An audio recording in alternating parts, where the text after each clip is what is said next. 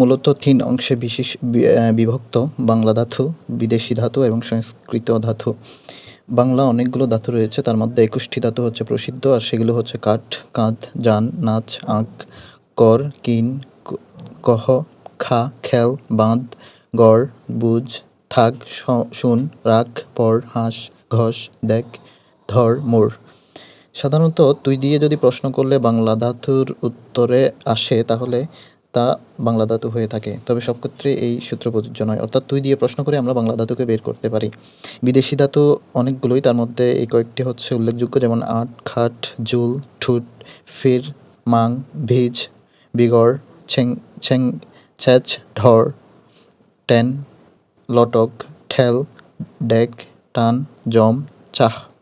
সংস্কৃত ধাতু চেনার কয়েকটি উপায় হচ্ছে: যুক্ত বর্ণ হয়ে থাকে সাধারণত, যেমন অঙ্ক, ক্রন্দ, বক্ষ, রক্ষ, স্থা, খ্রি, খাদ, গড়, ঘিস, দৃশ, ধৃ, পট, বন্ধ, বুধ, শ্রু ইত্যাদি। রকার বা রফলা যুক্ত হয়ে থাকে, যেমন ধৃ, শ্রু ইত্যাদি। শেষে, অর্থাৎ সংস্কৃত ধাতুর শেষে সাধারণত ঠ, ধ, থ থাকে, যেমন পট, বুধ ইত্যাদি।